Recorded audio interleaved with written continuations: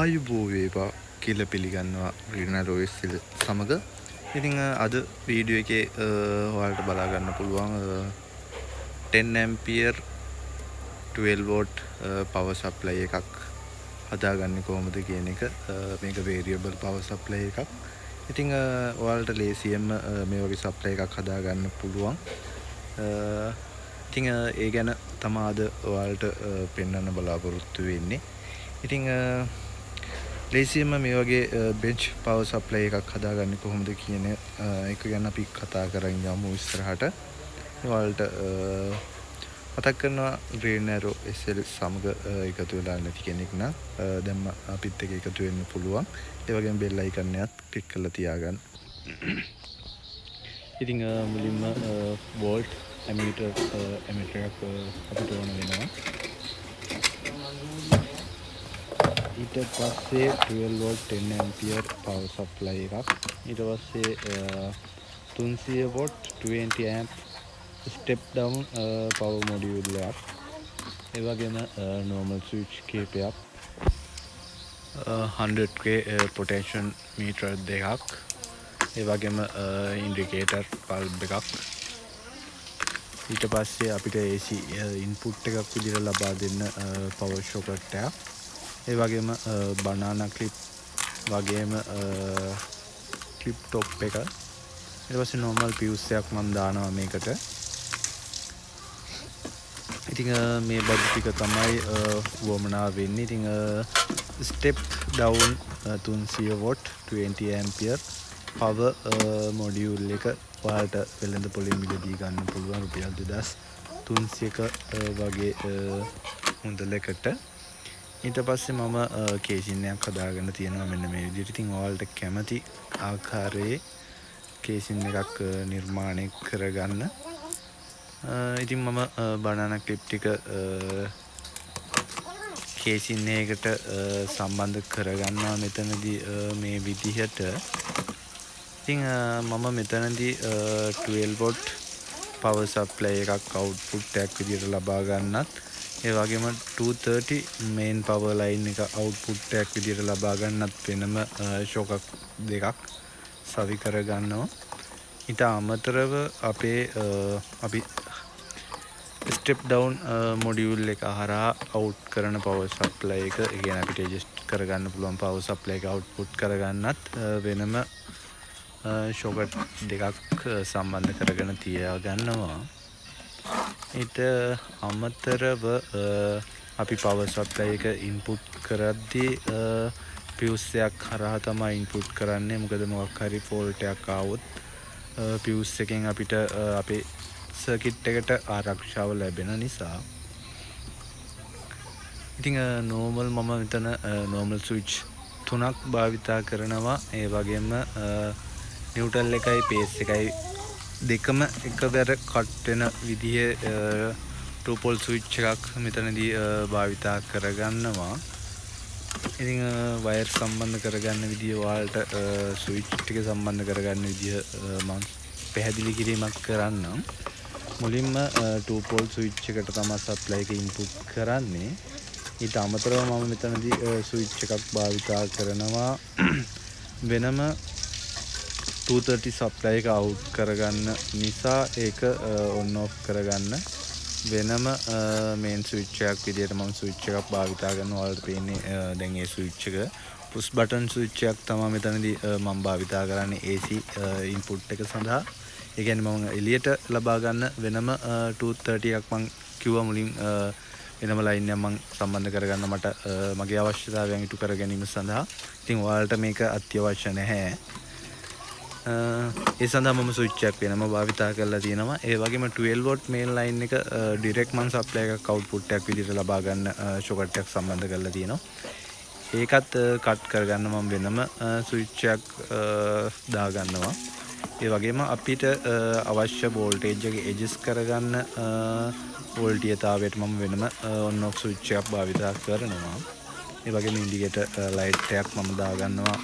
AC input line එක අපිට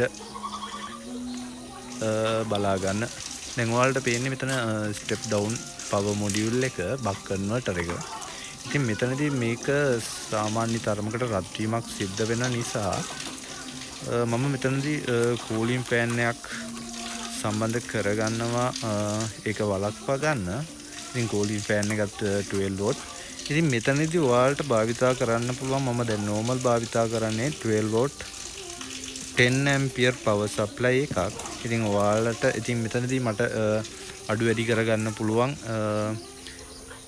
volt එකේ 1.3 ඉඳලා 12 වෝල්ට් දක්වා පමණයි මෙතනදී මට ඇඩ්ජස්ට් කරගන්න පුළුවන්. ඉතින් ඔයාලට මේ බක් කන්වර්ටර් එකම පාවිච්චි කරලා ඔයාලට පුළුවන් ඒ කියන්නේ ඔයාලා ලබා දෙන වෝල්ටේජ් එක වෝල්ට් 35ක් මේ කන්වර්ටර් එකට ලබා දෙන්න පුළුවන්. ඉතින් ඒ ලබා දෙන වෝල්ටීයතාවය ඔයාලට මේ හරහා අඩු වැඩි කිරීමක් සිද්ධ කරගන්න පුළුවන්. ඉතින් මම පොටෙන්ෂියෝමීටර් දෙක කේබල් දිග නැහැ මෙතන. ඒ කියන්නේ යුනිට් එකට එන එක. ඒ සඳහා කේබල් 6ක් වෙන වෙනම සම්බන්ධ කරගෙන සාමාන්‍ය දුරට කේබල් ටික දික් කරගන්නවා මට කේසින් එකට සම්බන්ධ කරගන්න ලේසි වෙන්න. ඉතින් ඔයාලට යුනිට් එක ගත්තම ඔයාලට බලා ගන්න පුළුවන්. ඉතින් මෙතනදී වෝල්ට් ඇමීටර් එක සම්බන්ධ කරගන්න විදිය කියනවා. මෙතන ඔයාලට පේනවා ඇති කළු රතු වයර් දෙකක් තියෙනවා. එතෙන්ට අපි සප්ලයි එක ඉන්පුට් එකක් ලබා දෙන්න ඕනේ 12 වෝල්ට්. ඊට පස්සේ කහ පාට ලයින් එක අපි ලබා දෙන්න ඕන අපේ බක් කන්වර්ටර් එකේ ධන අවුට්පුට් ලයින් එකත් එක්ක සම්බන්ධ වෙන්න ඕනේ. ඒ වගේම බක් වෝල්ට් ඇමීටර් එකේ කළු පාට කේබල් එකක් තියෙනවා. ඒක කෙලින්ම බක් කන්වර්ටර් එකේ අවුට්පුට් රින ලයින් එකට සම්බන්ධ වෙන්න ඕනේ.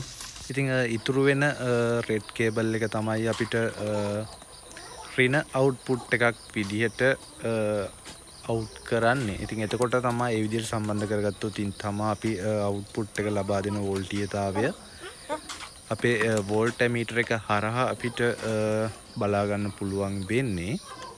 ඉතින් ඒ විදිහට තමයි මම මෙතනද සම්බන්ධ කරන්නේ. මම ආපහු කියන්නම්. කළු රතු පොඩි වයර් දෙකට අපි 12 වෝල්ට් ඉන්පුට් එකක් වෙනම ලබා දෙන්න ඕනේ ඩිස්ප්ලේ එක ඔන් වීම සඳහා. ඊට පස්සේ තව ඔයාලට කේබල් 3ක් ඉතුරු වෙලා තියෙනවා රතු කළු කහ. ඉතින් කළු වයර් එකට අපි අවුට්පුට් රින වයර් එක සම්බන්ධ කරන්න ඕනේ. ඒ වගේම ඉතුරු වෙලා තියෙන කහ පාට වයර් එකට අපි යුනිට් එකෙන් අවුට් කරන ධන වයර් එකට සම්බන්ධ කරන්න ඕනේ. ඒ වයර් එකෙන් ඔයාලා අවුට්පුට් එකක් අරගන්න ධන කේබල් එක විදිහට. ඊට පස්සේ අපිට මීටර එකෙන් ඉතුරු වෙන රතු පාට වයර් එක තමා රින වයර් එක විදිහට අපි පාවිච්චි කරන්නේ. ඒ විදිහට සම්බන්ධ කරගත්තොත් පමණයි ඇමීටර් එකෙන් අපිට වෝල්ටීයතාවය වගේම ලබා ගන්න ඇම්පියර් ගාන බලා ගන්න පුළුවන් වෙන්නේ. ඉතින් මම 12 වෝල්ට් ඉන්පුට් එකටම කූලින් ෆෑන් එකත් සම්බන්ධ කරගන්නවා. ඉතින් මම අර මුලින් කිව්වා වගේ ඔයාලට අවශ්‍ය වෝල්ටීයතාවය ඔයාලට උඩරිම මෙතනදී මම 12 වෝල්ට් ලබා දුන්නාට ඔයාලට වෝල්ට් 35ක වෝල්ටීයතාවයක් බක් කන්වර්ටර් එක හරහා ඉන්පුට් එකක් විදියට ලබා දෙන්න පුළුවන්. ඉතින් ඒ අවුට්පුට් එක අපිට ඇඩ්ජස්ට් කරගන්න පුළුවන් 35ක් ලබා දුන්නොත් අපිට ඒ අවශ්‍ය වෝල්ටීයතාවය අඩු කර ගැනීමක් සිදු කරගන්න පුළුවන්. දැනට මම ලබා දෙන්නේ 12 වෝල්ට් ඉන්පුට් එකක්. ඉතින් මතක තියාගන්න ඉතින් ඔයාලට මේක හදා ගන්නවා නම් ඔයාලා කැමති නම් වෝල්ට් 35ක ඉන්පුට් එකක් ලබා දීලා ඔයාලට අවශ්‍ය පරාසය තුල වෙනස් කරගන්න පුළුවන් කියන කාරණාව සම්බන්ධයෙන්.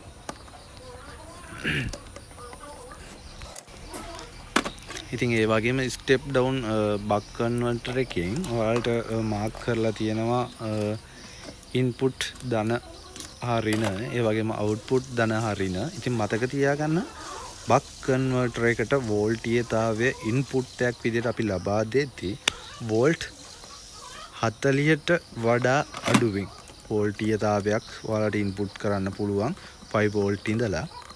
අඩුම 5 වෝල්ට් තියෙන්නේ. ඉතින් උපරිම වෝල්ටීයතාවය 40 තමයි අපිට ලබා දෙන්න පුළුවන්. ඊට වඩා පරාසයකින් වෝල්ටීයතාවයක් ලබා දෙන්න ඔයාලා කටයුතු කරන්න එපා. මොකද එතකොට බක් කන්වර්ටර් එක දැවී යාමක් සිද්ධ වෙන්න පුළුවන්. ඉතින් උපරිම වෝල්ටීයතාවය වෝල්ට් 40යි. ඉතින් ඒ වගේම අවුට්පුට් එක ඔයාලට බලා ගන්න පුළුවන් ධන ඍණ විදිහට වෙනම බෝඩ් එකේ සඳහන් කරලා තියෙනවා. ඉතින් බෝඩ් එක ගත්තම ඔයාලට වෙනම බලා ගන්න පුළුවන් නිල් පාටින් පොටෙන්ෂියෝමීටර් දෙකක් බෝඩ් එකේ සම්බන්ධ කරලා තියෙනවා. ඉතින් එතනදී ඔයාලට වෝල්ට් එක වගේම ඇම්පියර් ගානත් වෙනස් කරගන්න පුළුවන්.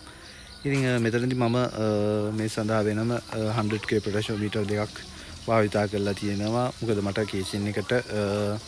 කේසින් එකෙන් එළියට ඇඩ්ජස්ට් කරගන්න ඕන නිසා. ඉතින් ඔයාලට පිටිපස්සෙන් ඒ පොටෙන්ෂියෝමීටර් දෙක බෝඩ් එකේ තියෙන මීටර දෙක තියෙන විදිහට ඔයාලට කේබල් ටික සම්බන්ධ කරගන්න පුළුවන්. කේබල් එකකට 3 ගානේ කේබල් 6ක් ඇවිල්ලා තියෙනවා. ඉතින් පිළිවෙලට වයර් ටික සම්බන්ධ කරගන්න.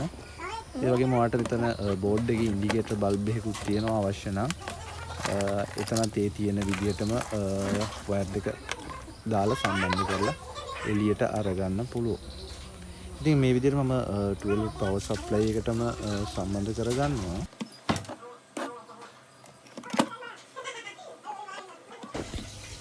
ඉතින් මම භාවිතයට ගත්ත පවර් සප්ලයි එකත් මෙටල් එකක් තියෙන. ඉතින් ඒ හින්දා මම සම්බන්ධ කරන බක් කන්වර්ටර් එක පොඩ්ඩක් උස්සලා ඔයාලට පුළුවන් ඔයාලා කැමති විදිහකට ඒක සම්බන්ධ කරගන්න බෝඩ් එකේ ගෑවෙන්නේ නැති විදිහට.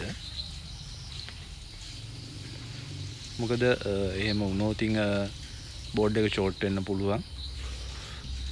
ඒ නිසා ඔයාලට පුළුවන් පොඩ්ඩක් උඩින් තියෙන විදිහට සම්බන්ධ කරගන්න. ඉතින් මම මේ සඳහන් කරපු සියලුම බඩු ඔයාලට වෙළඳපොලෙන් මිලදී ගන්න පුළුවන්. වෝල්ට් ඇමීටර් එකත් රුපියල් 1000කට වගේ මිලදී ගන්න පුළුවන්. අනිත් උපාංග නම් ඊට වඩා රුපියල් 500ට වඩා අඩු මුදලකට වෙළඳපොලෙන් මිලදී ගන්න පුළුවන්.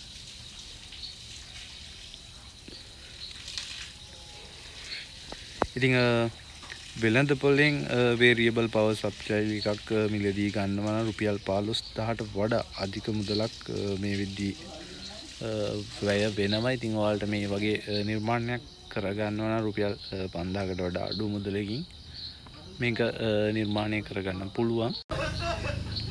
ඉතින් තවත් මේ වගේ අලුත් වීඩියෝ එකකින් ආයෙ හම්බ වෙමු. සුබ දවසක්.